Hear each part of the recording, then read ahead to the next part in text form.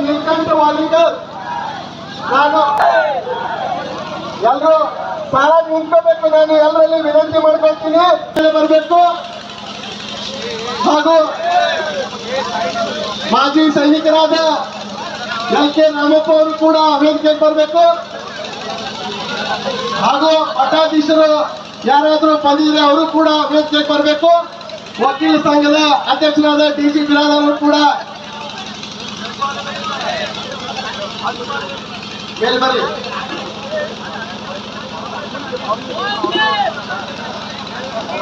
ವಿನಂತಿ ಮಾಡ್ಕೊಳ್ತೀನಿ, ಸ್ವಲ್ಪ ಹಿಂದ್ಗಡೆ ಸರ್ ತಿಳ್ಕೋಬೇಕು. ಮಹಾದೇವ್ ಶಿವಾಚಾರ್ಯರು ಯಾರು ಗೊತ್ತಬೇಕು ದಯವಿಟ್ಟು ಯಾರು ಗೊತ್ತೇ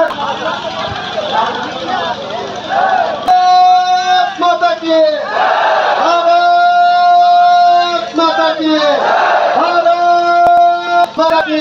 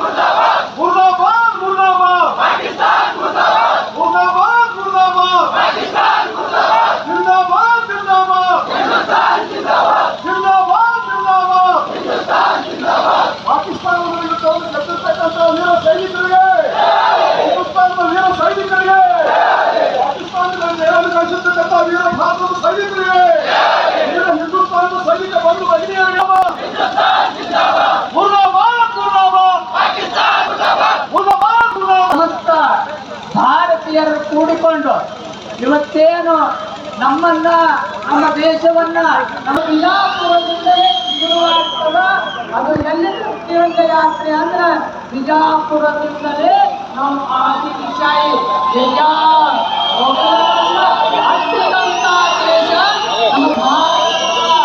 ನಮ್ಮ ಭಾರತೀಯರು ಹೆಂಗದೆ ಅಂತ ಶಕ್ತಿಯುತರಾಗಿದ್ದೇವೆ.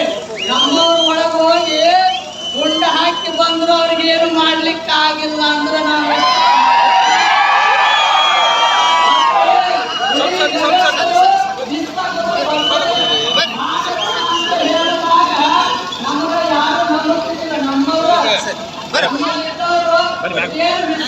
ಭಾರತ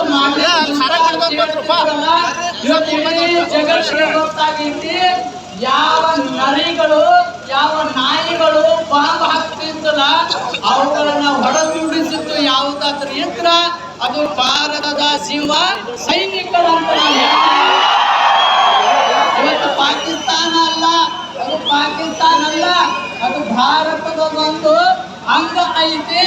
ಇವತ್ತಲ್ಲ ನಾಳೆ ನಾವೆಲ್ಲರೂ ಒಂದಾಗಿದ್ರೆ, ನಾವೆಲ್ಲರೂ ರಾಷ್ಟ್ರಕ್ಕಾಗಿ ದೇಶಕ್ಕಾಗಿ ನಾವು ಎಲ್ಲರೂ ಪ್ರಾಣವನ್ನು ತ್ಯಾಗ ಮಾಡಿದ್ರೆ ಪಾಕಿಸ್ತಾನ ಅಲ್ಲ, ಇಡೀ ನಮ್ಮ ಎಷ್ಟು ಅಖಂಡ ಭಾರತ ಇತ್ತು ಆ ಅಖಂಡ ಮಾತ್ರ ನಮ್ಗೆ ಆಗುತ್ತದೆ.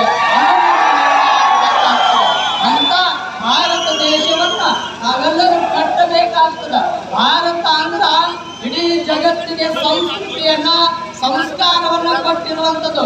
ನಾವು ಶಾಂತಿ ಪ್ರಿಯರು, ಮೊದಲಿಂದ ಹಿಡಿದು ಋಷಿ ಸಂತರು ಎಲ್ಲರೂ ನಾವು ಶಾಂತಿ ನಮಗೆ ಕೆಣಗಿದ್ರೆ ನಾವು ಶಾಂತಿ ಪ್ರಿಯರಲ್ಲ, ಕ್ರಾಂತಿ ಪ್ರಿಯರಂತ ನಾವು ತೋರಿಸಿದ್ದೇವೆ. ನಮ್ಮ ಸೈನಿಕರೇ ಅಂತರು ಅಂತ ತಮ್ಮ ರಕ್ತವನ್ನು ಕೊಟ್ಟು ನಮ್ಮ ಭಾರತ ಧ್ವಜದ ಮೇಲೆ ತಿರಂಗವನ್ನು ಹಾರಿಸುವಂತ ಮಹಾನ್ ವ್ಯಕ್ತಿಗಳದು ನಮ್ಮ ಸೈನಿಕರು. ಅದಕ್ಕೆ ಸೈನಿಕರಿಗೆ ನಾವು ಸಲೂಟ್ ಹಾಕಬೇಕಾಗ್ತದ, ನಾವು ಸೈನಿಕರಿಗೆ ಬಲವನ್ನು ತುಂಬಬೇಕಾಗ್ತದ. ಅದಕ್ಕೆ ನಾವೆಲ್ಲರೂ ಜೋರಾದ ಜೈಕಾರದೊಂದಿಗೆ ನಮ್ಮ ಸೈನಿಕರಿಗೆ ನಾವು ಬೆಂಬಲವನ್ನು ಕೊಡೋಣ. ಭಾರತ್ ಮಾತಾ ಕಿ, ಭಾರತ್ ಮಾತಾ ಕಿ, ವಂದೇ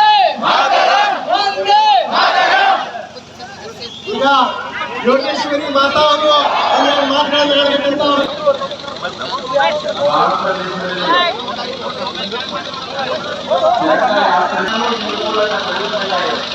ಅನೇಕ ಜನ ನಮ್ಮ ಪತಿಯ ಅನಾಥರಾಗಿದ್ದಾರೆ. ಆಗ ಅವರು ಮುಖ್ಯವಾಗಿ ಮಾತ್ರ ತನ್ನ ಸಮರ್ಪಣಾ ಭಾವದಿಂದ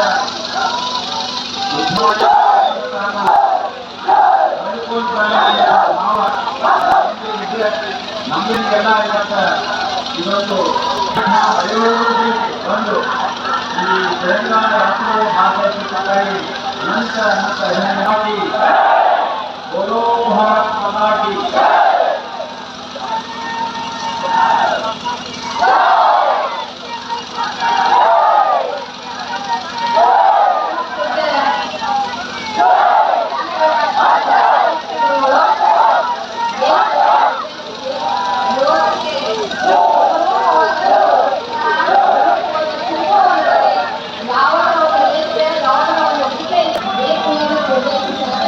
ಪಾಲ್ಗೊಳ್ಳುವಂತ ಸಮಸ್ತ ವಿಜಯಪುರದ ಸಂಘ ಹಾಗೂ ಯುವಕರಿಗೆ ನಮಸ್ಕರಿಸಿದ್ದಾರೆ. ಇವತ್ತು ಆ ಹುದ್ದೆಯಲ್ಲಿ ಇವತ್ತು ವಿಜಯಪುರ